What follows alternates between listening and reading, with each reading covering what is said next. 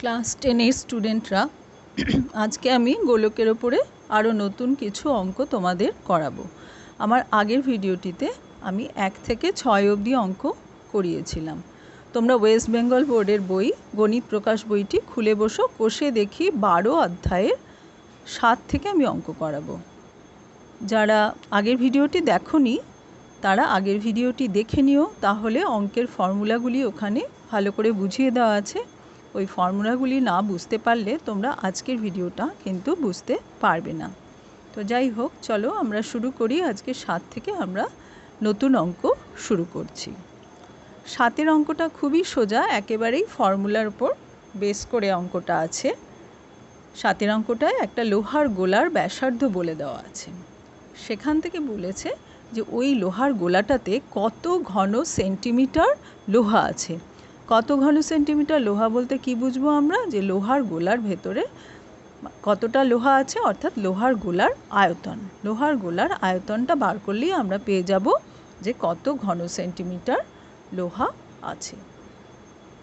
তো তাহলে আমরা আয়তনের ফর্মুলা যা শিখেছি 4/3 পাই আর কিউব, আর মানে ব্যাসার্ধ, সেই ফর্মুলা দিয়ে বার করব। তাহলে কত ঘন সেন্টিমিটার লোহা আমরা পেয়ে যাব।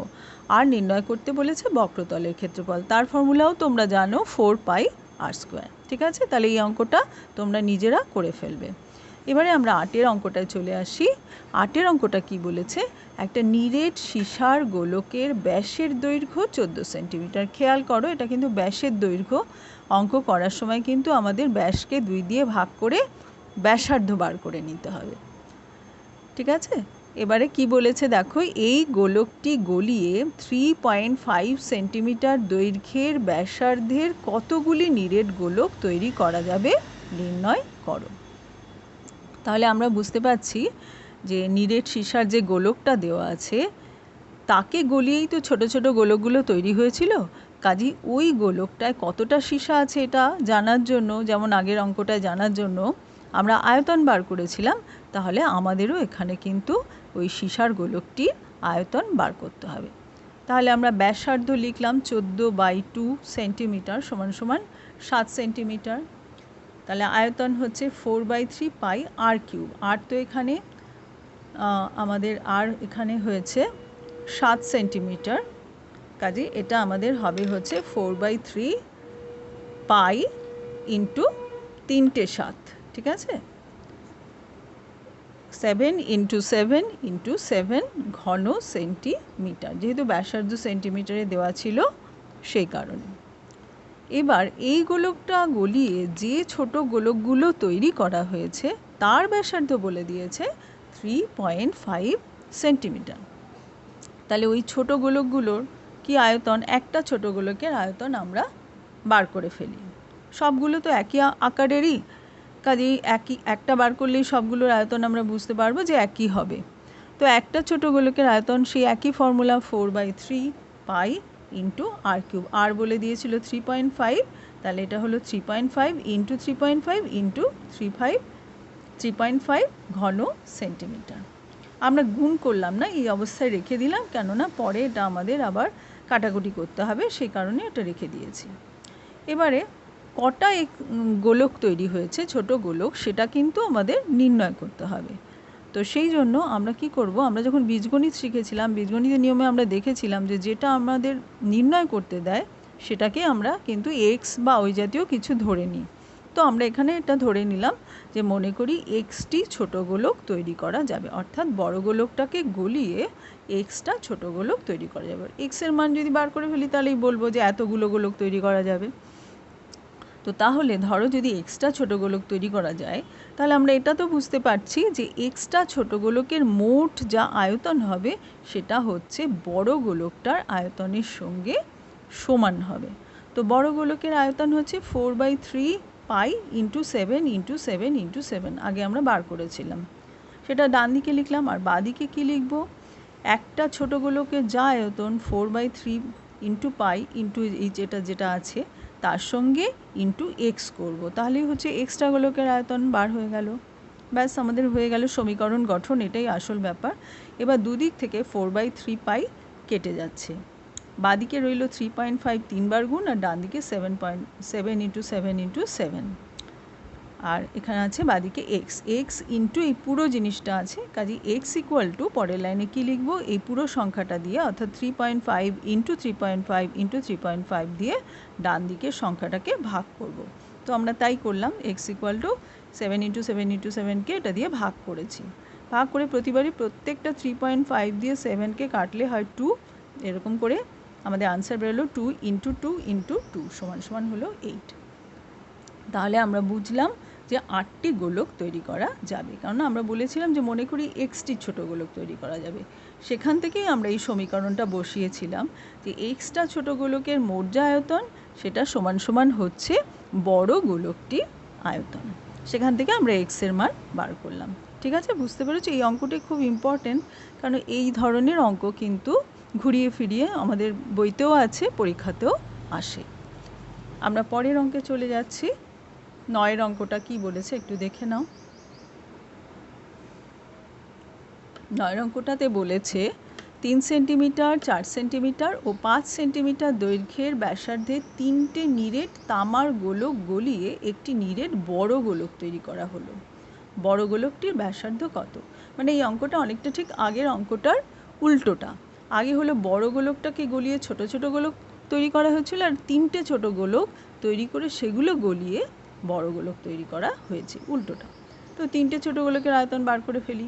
যার যে গোলকটার ব্যাসার্ধ 3 সেন্টিমিটার তার আয়তন কী হবে, 4/3 ইন্টু পাই ইন্টু 3 এর হোল কিউব, কেননা ফর্মুলা হচ্ছে 4/3 পাই আর কিউব।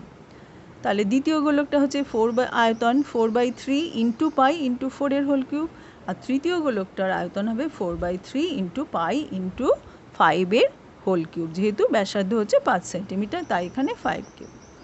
তাহলে 3টে গোলককে গলিয়েই তো বড় গোলক হয়েছিল, তাহলে 3টে গোলকের মোট আয়তন কত? এই 3টে আয়তন যোগ করলেই বেরিয়ে যাবে। আমরা যোগ করে দিলাম, এই অবস্থাতেই রাখলাম, আমরা কিছু করলাম না যোগটোগ। এখন 3টে গোলক গলিয়েই কিন্তু বড় গোলকটা তৈরি হয়েছে, আবার মনে করো তোমরা। কাজেই বড় গোলকের আয়তনটা কি হবে, এই 3টে গোলকের মোট আয়তনের সঙ্গে সমান হবে। এবার বড় গোলকের ব্যাসার্ধটাই আমাদের বার করতে বলেছে। তো যেটা বার করতে বলেছে আমরা সেই বীজগাণিতিক নিয়মের মতো একটা কিছু সিম্বল দিয়ে ধরে নিই।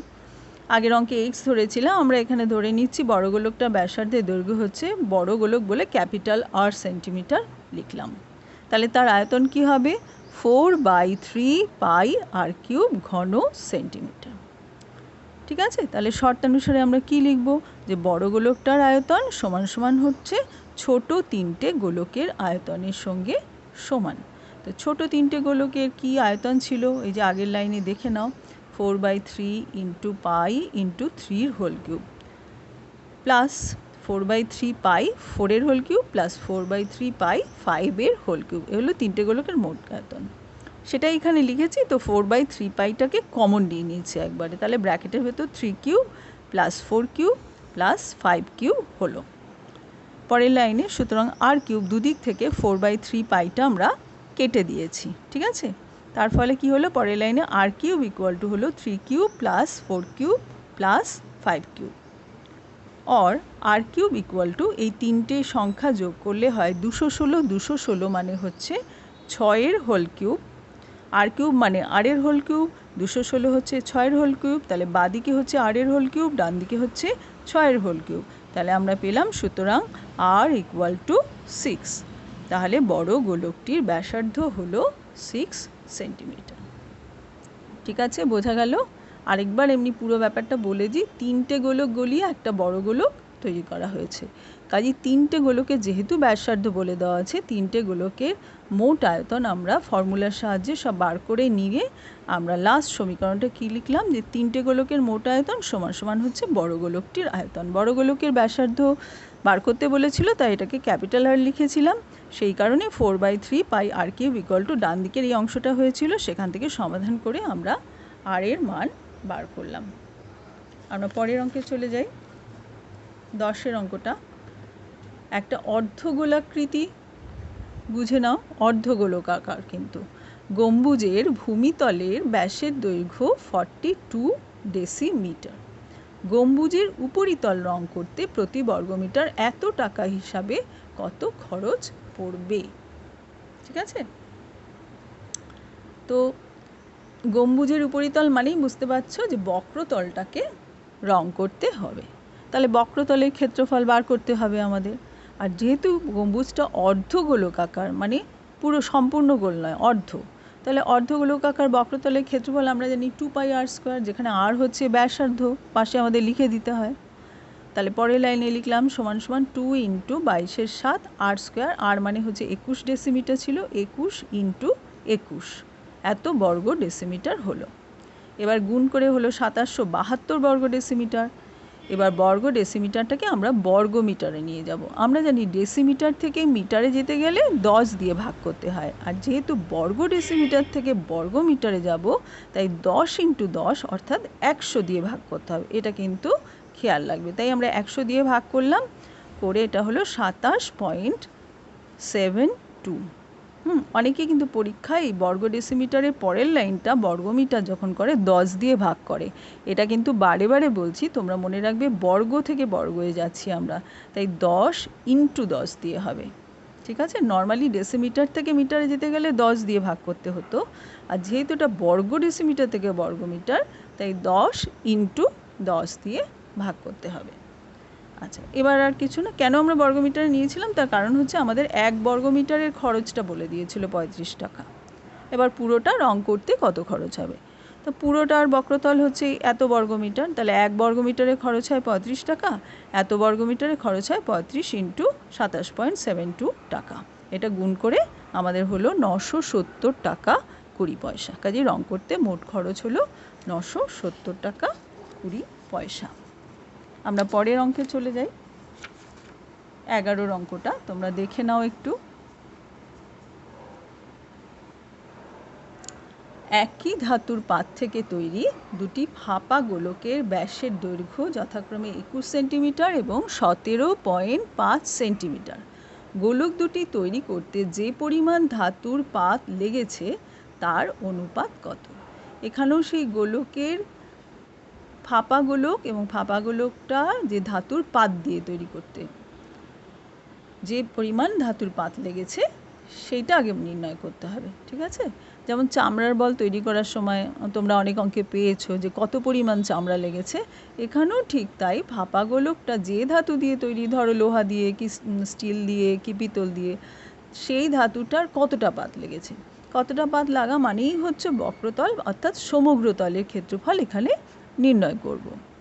গোলকের তো একটাই, মানে পুরো গোলকের তো একটাই তল, কাজেই ওটা শুধু বক্রতলও বলা যেতে পারে বা সমগ্রতল বললেও কোনো অসুবিধা নেই। সমগ্রতলটাই আমরা বলে থাকি সাধারণত। এবার সমগ্রতল বার করতে গেলে ব্যাসার্ধটা জানতে হবে। দুটো গোলক আছে, প্রথম গোলকটার ব্যাসার্ধ হচ্ছে 21 সেন্টিমিটার ব্যাস বলা ছিল, তাই তাকে 2 দিয়ে ভাগ করলাম, 21/2 সেন্টিমিটার। দ্বিতীয়টা হচ্ছে 17.5/2 সেন্টিমিটার। ঠিক আছে, তাহলে আমরা এবারে সমগ্রতলের ক্ষেত্রফল নির্ণয় করব সেই ফর্মুলা দিয়ে। 4πr², আর মানে 21/2 তার হোল স্কোয়ার। প্রথম গোলকের সমগ্রতলের ক্ষেত্রফল পেলাম এটা। এবার দ্বিতীয় গোলকের সমগ্রতলের ক্ষেত্রফল হবে 4π × দ্বিতীয় গোলকের যা ব্যাসার্ধ অর্থাৎ 17.5/2, সেটা দিয়ে আমরা করলাম। ঠিক আছে, এইবার এটা হলো 4πr², এই ফর্মুলায় আমরা বার করে নিলাম। এত বর্গ সেন্টিমিটার হচ্ছে, কোনোটাই আমরা কাটাকুটি করে সিম্পল আকারে নিলাম না, এই অবধি রাখলাম, যেহেতু আমাদের আবার অনুপাত নির্ণয় করতে হবে। এবার এই যে দুটো সমগ্রতলের ক্ষেত্রফল তারই অনুপাত আমাদের বার করতে দিয়েছে, তাই জন্য আমরা লিখলাম গোলক দুটি তৈরি করতে যে পরিমাণ ধাতুর পাত লেগেছে তার অনুপাত সমান সমান 4π × 21/2 এর হোল স্কোয়ার, অনুপাতে চিহ্ন দিলাম 4π × 17.5 এর হোল স্কোয়ার। পরের লাইনে সমান সমান 21 × 21, নিচে হলো 2 × 2। কেন না 4πটা কেটে গেছে। ঠিক আছে, এবার কেটে যাওয়ার ফলে আমরা এই বাদিকে এটা পেয়েছি আর ডান দিকে এটা পেলাম। এবার দুদিকটাকে আমরা একই সংখ্যা দিয়ে ভাগ করছি, অর্থাৎ 7 × 7 অর্থাৎ 49 দিয়ে আমরা ভাগ করছি। তো আর নিচের এই যে 2 × 2 এটা কিন্তু কেটে গিয়েছিল, এই দুটো এই লাইনে কেটে গেল, তার থেকে এইটা পেয়েছিলাম। এবার 7 × 7 দিয়ে এটাকে ভাগ করলে 3 × 3 হয়, কারণ 7 দিয়ে 21কে ভাগ করলে 3, আবার 7 দিয়ে 21কে ভাগ করলে 3, মানে 7 × 7 দিয়ে ভাগ করছি। ডান দিকেও তাই, 7 দিয়ে 17.5কে ভাগ করলে হয় 2.5, ইন্টু এটাও হলো 2.5। পরের লাইনে 3 × 3 মানে হচ্ছে 9 অনুপাত 6.25, এই দুটো গুণ করলে এটা হয়। এবার যেহেতু ভগ্নাংশে আছে সংখ্যাটা, তাই এটাকে পূর্ণ সংখ্যায় নেওয়ার জন্য এই পরের লাইনটাকে আমরা, এই অনুপাতটাকে আমরা 4 দিয়ে গুণ করেছি, করে এটা হলো 4 নং 36, আর এটাকে 4 দিয়ে গুণ করলে হয় 25। আমরা পূর্ণ সংখ্যার অনুপাতে প্রকাশ করব বলে এটা করলাম। তাহলে আমাদের নির্ণয় অনুপাত হলো 36:25, 36 অনুপাত 25। ঠিক আছে, বুঝতে পেরেছো সবাই?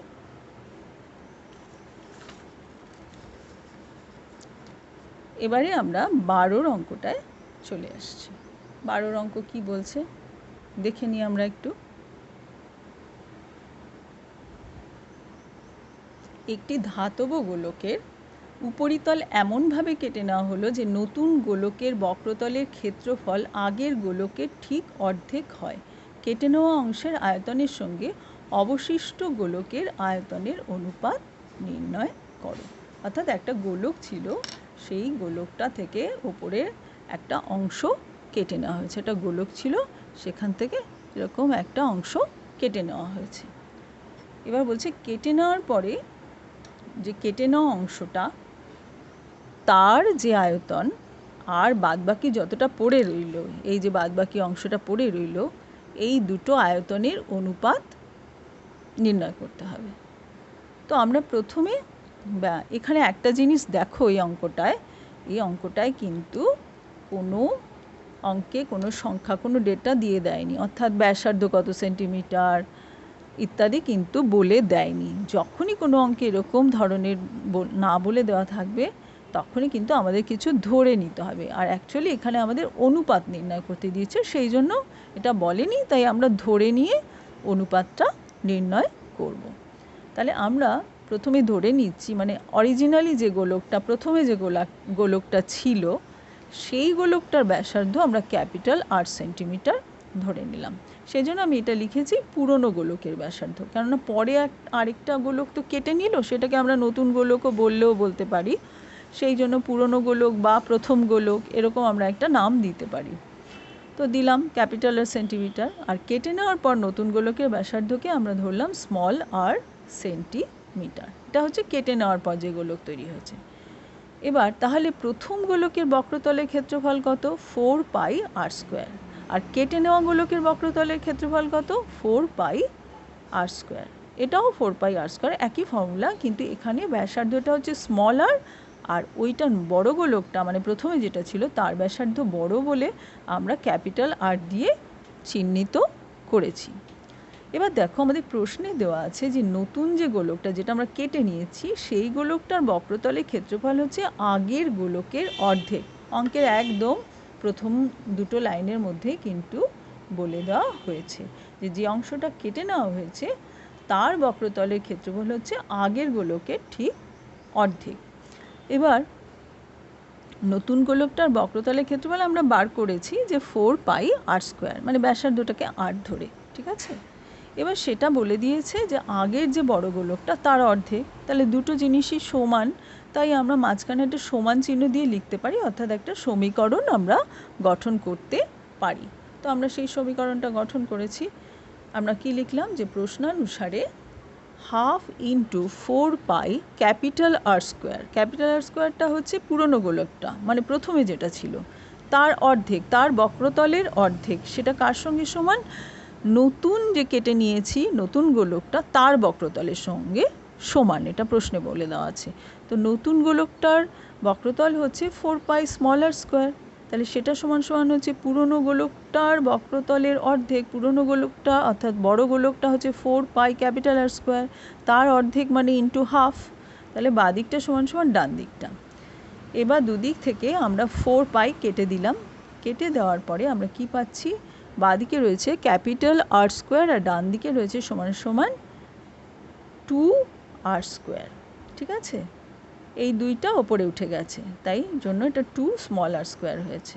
তাহলে এবার হচ্ছে আমি দুদিকটা বর্গমূল করছি পরের লাইনে বর্গমূল করে কি পেলাম? r² বর্গমূল করে পেলাম হচ্ছে ক্যাপিটাল আর, সমান সমান ডান দিকে কি পেলাম?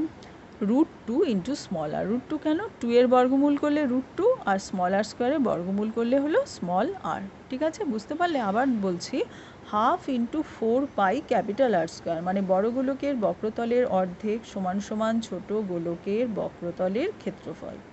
এবার দুদিকটায় 4 পাই কেটে দিয়ে আমরা আর 2 দিয়ে উপরে গুণ করে পেলাম ক্যাপিটাল আর স্কোয়ার, বজ্রগুণন করেছি। Capital R square equal to 2 small R square. সেখান থেকে পেলাম বর্গমূল করে আর স্কোয়ারের বর্গমূল ক্যাপিটাল আর ডান দিকটার বর্গমূল হচ্ছে √2 ইন্টু স্মল আর, 2 এর বর্গমূল √2। তাহলে এবারে আমাদের তো আয়তনের তুলনা করতে বলেছে, তাই আয়তনগুলো আমাদের বার করতে হবে। সম্পূর্ণ গোলকটা, যেটা পুরনো গোলক, তার আয়তন হচ্ছে 4/3 পাই ক্যাপিটাল আর কিউব। এটাকে আমি স্মল আর দিয়ে একটু লেখার চেষ্টা করি, কেন? ক্যাপিটাল আর ইকুয়াল টু আমাদের বার করেছি √2 ইন্টু স্মল আর। তো পরের লাইনে আমি কি লিখলাম? সমান সমান 4/3 পাই ইন্টু ক্যাপিটাল আর এর জায়গায় √2 ইন্টু স্মল আর, তার মাথায় হোল কিউব, ইকুয়াল টু কী হলো? 4/3 ইন্টু পাই করে আমরা কি লিখলাম? √2 আর এর হোল কিউব। তো এটাকে ভাঙালে কি হচ্ছে? √2 3 বার গুণ, √2 3 বার গুণ করলে হয় 2√2, কেন? দুটো √2 গুণ করলে হয় 2 আর একটা রুট পড়ে থাকে, 2√2 ইন্টু স্মল আর কিউব, আর এই কিউব হচ্ছে আর কিউব। এবার √2টাকে আমি √2 ইন্টু 4/3 পাই আছে, আমি √2টাকে সামনে লিখে ইন্টু 4/3টা পরে লিখেছি। তাহলে কি হলো? 4/3 পাই আর কিউবটা এক জায়গায় থাকলো। এইভাবে একটু সাজিয়ে লিখেছি আমাদের অঙ্কের সুবিধার জন্য। এইবার হচ্ছে আমাদের যে আয়তন তুলনা করতে হবে, আমরা সেই জায়গাটা চলে আসি। কেটে নেওয়া গোলকের আয়তন, মানে ছোট গোলকটা যেটা কেটে নিয়েছিলাম, তার আয়তন ছিল 4/3 পাই ইন্টু স্মল আর কিউব। আর বলেছে অবশিষ্ট গোলকের আয়তনের সঙ্গে তুলনা করতে হবে, অঙ্কে এটা বলে দেওয়া আছে। অবশিষ্ট মানে কি? কেটে নেওয়ার পর যেটা পড়ে আছে। কেটে নেওয়ার পর যেটা পড়ে আছে বার করতে গেলে কী করতে হবে? বড় গোলকটার আয়তনের থেকে যেটা কেটে নিয়েছি সেই আয়তনটা বাদ দিয়ে দিতে হবে। তো বড় গোলকের আয়তন আমরা এইখানটায় বার করেছিলাম, এই যে সম্পূর্ণ গোলকের আয়তন, সেটা 4/3 পাই আর কিউব থেকে আস্তে আস্তে আমরা এই লাইনে এসেছিলাম। তাহলে সেটা এখানটা লিখলাম 2√2 ইন্টু 4/3 পাই ইন্টু স্মল আর কিউব, মাইনাস কেটে নেওয়া গোলকের আয়তন হচ্ছে 4/3 পাই ইন্টু স্মল আর কিউব। এই যেটা আগের লাইনে লিখেছি, এটা থেকে এটা বাদ দেবো। তো আমরা দেখতে পাচ্ছি কিছু কমন নেওয়া যায়। 4/3 পাই আর কিউবটা এখানেও আছে, এখানেও আছে, ওটা কমন নিলাম, এই দিকটা লিখেছি, সামনেও লেখা যায়। লিখে তাহলে প্রথমটা থেকে কি এলো? প্রথম পদটা থেকে এলো 2 ইন্টু √2, আর 4/3 এইটা তো কমন নিয়েছে, এখানে আছে, মাইনাস এখান থেকে কি এলো? 1, কেননা এখানে 4/3 পাই আর কিউবই আছে। 1 ইন্টু 4/3 পাই আর কিউব, সেই জন্য এখান থেকে 1 এলো, -1। তাহলে এটা কি দাঁড়ালো? 2√2 -1 ইন্টু 4/3 পাই আর কিউব, স্মল আর কিউব কিন্তু। এবার হচ্ছে দুটো আয়তন পেয়ে গেছি, তাদের অনুপাত নির্ণয় করব। এবার কিছুই না, আমরা লিখব যে কেটে নেওয়া গোলকের আয়তন, অনুপাতে চিহ্ন দিলাম, অবশিষ্ট গোলকের আয়তন। কেটে নেওয়া গোলকের আয়তন কি? 4/3 পাই স্মল আর কিউব, আর অবশিষ্ট গোলকের আয়তনটা এইমাত্র বার করলাম, এই যে 2√2 -1 ইন্টু 4/3 পাই স্মল আর কিউব। এখানটা আমি লিখতে পারিনি, তাই ওপরে একটু তীর চিহ্ন দিয়ে আমি লিখে দিয়েছি। এবার দুটো পদ থেকে আমরা যদি 4/3 পাই আর কিউবটা কমন আছে, তো যদি কেটে দিই তাহলে প্রথমটা থেকে কি থাকছে? 1, তারপরে অনুপাত হচ্ছে 2√2 -1। এটাই হলো আমাদের উত্তর। ঠিক আছে, আরেকবার আমি একটু ঝালাই করে দিচ্ছি। একটা বড় গোলক রয়েছে, তার থেকে একটা অংশ কেটে নেওয়া হয়েছে। এই কেটে নেওয়া অংশটা আর অবশিষ্ট অংশের আয়তনের অনুপাতের তুলনা করতে বলেছে। তো আমরা সেই কারণে, যেহেতু কোনো মান এখানে দেওয়া নেই, আমরা বড় গোলকটার ব্যাসার্ধ ধরে নিলাম আর ছোট গোলকটার ব্যাসার্ধ ধরে নিয়েছি, দুটোই আর, একটা ক্যাপিটাল আর একটা স্মল আর ধরে নিয়ে ইত্যাদি করে, যে কন্ডিশন দেওয়া ছিল যে একটা নতুন গোলকটার বক্রতলের ক্ষেত্রফল হচ্ছে আগের বড় গোলকটার হাফ, সেখান থেকে একটা ক্যাপিটাল আর স্মল আরের মধ্যে আমরা একটা তুলনা করে বার করে নিয়েছি অনুপাতটা, সেটাই আমরা বসিয়ে লাস্টে আমরা এইভাবে আস্তে আস্তে চলে এসেছি। আশা করি তোমরা একটু মন দিয়ে যদি পড়ো তোমরা বুঝতে পারবে। এবারে আমরা 13 অঙ্কটা একটু তোমরা দেখে নাও কি বলছে। 13 অঙ্কটা বলছে 14 সেন্টিমিটার দৈর্ঘ্যের ব্যাসার্ধ বিশিষ্ট একটা ভূগোলক, যে গ্লোব থাকে গোলকের আকার, তার অক্ষটার বক্রতলে 0.7 সেন্টিমিটার দৈর্ঘ্যের ব্যাসার্ধ বিশিষ্ট দুটো বৃত্তাকার ছিদ্র করা হয়েছে। ভূগোলকটির গোলাকার অংশের ধাতব পাত্রের ক্ষেত্রফল নির্ণয় করো। আমি আস্তে আস্তে বুঝিয়ে বলছি। এই ধরো একটা গোলক রয়েছে, ভূগোলকটা, তার উপরে একটা অক্ষ বরাবর উপরে একটা ছিদ্র, ছিদ্র তো গোলই হয়, তোমরা দেখেছো ছিদ্র যখন করো কোনো কিছু, আর নিচেও আরেকটা ছিদ্র করা হয়েছে, দুটোই হচ্ছে বৃত্তের আকারে, গোল মানেই বৃত্তাকার, এই দুটো করা হয়েছে। এইবার বলেছে যে এই যে কেটে নেওয়ার পর যে বাদবাকি যে অংশটা রয়েছে সেই ধাতব পাতের ক্ষেত্রফলটা বার করতে বলেছে। তাহলে আগে আমার পুরো ভূগোলকটার বক্রতলের ক্ষেত্রফলটা বার করে নিই, ঠিক আছে? তারপর কেটে নেওয়া অংশটা আমরা বার করব। এবার কেটে নেওয়া অংশের ক্ষেত্রফল মাইনাস করে দিলেই আমরা অবশিষ্ট অংশটা পেয়ে যাব। তো ভূগোলকের বক্রতলের ক্ষেত্রফল 4πr² ফর্মুলায় এখানে আর বলে দিয়েছে 14 সেন্টিমিটার, লিখলাম, লিখে এটা গুণটুন করে বেরোলো হচ্ছে এইটা 2464 বর্গ সেন্টিমিটার। এবার যে দুটো ছিদ্র বার করা হয়েছে তারা হচ্ছে বৃত্তাকার, বৃত্তের ক্ষেত্রফল হচ্ছে πr²। তাহলে দুটো রকম বৃত্ত এই যে রয়েছে, সেই দুটো বৃত্তের মোট ক্ষেত্রফল কী হবে? 2 × πr², দুটো তো πr² প্লাস πr² মানে 2πr², তাই জন্য এখানে 2πr² লিখলাম, 2 × π। এবার ব্যাসার্ধগুলো বলে দিয়েছিল 0.7 সেন্টিমিটার ছিদ্রগুলোর ব্যাসার্ধ, তাই লিখলাম, লিখে কাটাকুটি করলাম, করে কি হলো 3.08 বর্গ সেন্টিমিটার। তাহলে ভূগোলকটার যে গোলাকার অংশ তার ধাতব পাত্রের ক্ষেত্রফল কি হলো? পুরো ভূগোলকটার যে ক্ষেত্রফল যেটা আমরা এখানে বার করেছি, আর ছিদ্র দুটোর যা ক্ষেত্রফল সেটা বাদ দিয়ে দেবো, কেন ছিদ্র দুটো বাদ দিয়ে যে গোলাকার অংশ সেটার ক্ষেত্রফল বার করতে বলেছে।